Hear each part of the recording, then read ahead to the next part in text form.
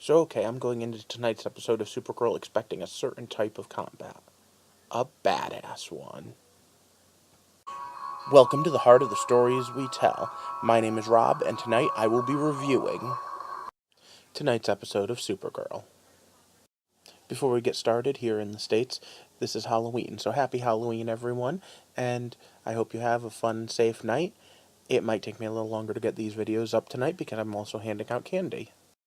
Anyone that knows me knows that I'm really digging the new Supergirl, but point blank, this entire episode can be summed up in 2 words. Awe and some. Before I get to the review and talking about the different story points, I do have a question. Now, it's been brought to my attention that female-driven characters don't go as far as male-driven characters. Yeah, I know, big shock. But, specifically, that there is a large portion of the male population that don't want to follow female superheroes, and that no matter how well written they are, how well acted they are, just don't want to see a woman on screen. I've never run into this myself. I mean, I've heard jerks on the internet, and, well, we're on the internet, so I expect that some of the comments may become just jerks on the internet. But in general, I have to ask, have you guys run into that? Are there people that say they don't care how good Supergirl is, they just won't watch it?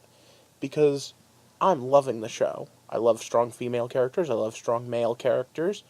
I have to admit, I wasn't prepared to hear that when I did. And if this just came from a random guy, I would have dismissed it. But it came from a pretty popular author, and it kind of bugged me. So I was just curious what you guys thought. But for now, let's talk about individual parts of this story. So once again, it's stop. Spoiler time. Roulette is one of those villains that shows up every now and again, and I have to say that she's evil in that way that normal people are evil, not in the comic book villain sort of way. You can picture someone like her existing in the real world. That makes it all the worse that she got away at the end. There was no villain to punch, there was no big enemy to fight. At the end of the day, Supergirl is totally not equipped to deal with someone like this, which is why Lex Luthor is Superman's arch-nemesis. Roulette and Luthor have a lot in common. The power they wield isn't super strength. It's financial. It's influential. It's the ability that all people like them wield, even in the real world. But for a moment, let's switch gears to the other Luthor in this story. Am I the only one that's starting to see that it's a little too convenient the way they've become friends? Yeah, Lena Luthor has something up. And honestly, I think she might have even been the one to bail out Roulette. But there are more hints towards that. I think the idea is that she's supposed to be the one that we think we can trust. She might have even been the one that hired Corbin originally. However, I'm going to put a pin in that to discuss it in a later episode. Right now I want to talk about friendships, and the fact that Winn and Mon-El have, like, the greatest friendship ever. That's why I started off tonight's episode by talking about how awe and some it was. Because you know what? The two of them going out drinking could have been the whole episode, and I would have been a fan of it. I also especially liked Supergirl telling Mon-El, just don't let him teach you anything about Earth women. And in general, Supergirl, I think, gets the most improved award for dealing with personal issues and having a Berlanti-verse show that has relationships in it. Because you know what? The heat between Mon-El and Kara are great.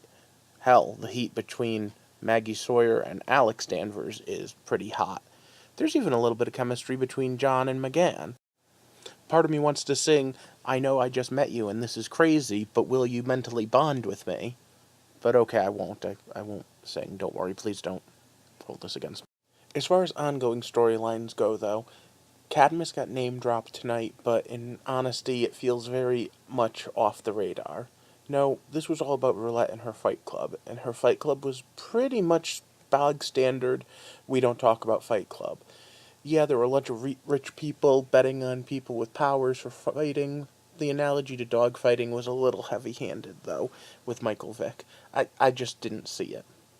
Of course, I thought that by the commercial that the main fight was going to be Supergirl versus Miss Martian, but instead it was Martian Manhunter versus Miss Martian.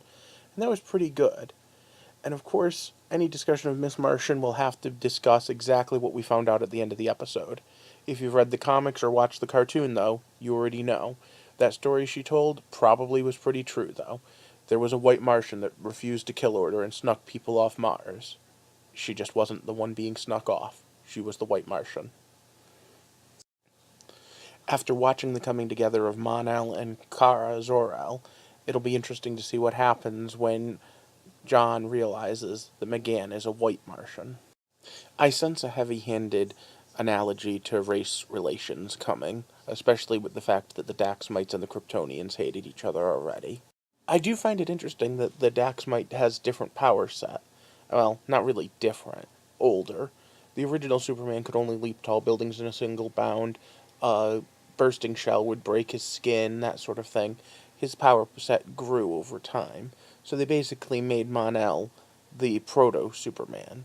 And it's kind of funny because DC did that once before with a character named Iron Monroe. I doubt that was intentional, but I'm going to wait and see. Maybe there'll be other Justice Society mentions in there somewhere. However, as the episode went on and on, I do have to say, the one thing that struck me was how much I wasn't digging the whole story of Kara becoming a reporter. Nothing about it there's no one thing I can point out. It just rubs me the wrong way. And I feel bad because the actor playing Snapper Carr is actually a good actor and he seems to be doing a good job. The story for him is a pretty generic one, but not too bad. But none of it feels right. But let me know down in the comments what you think and what you expect is going to happen next. So for now, I need you to like, subscribe, and share this video so that we can grow this community, and then join me back here next time as we take a walk through the heart of the stories we tell. Thanks for watching.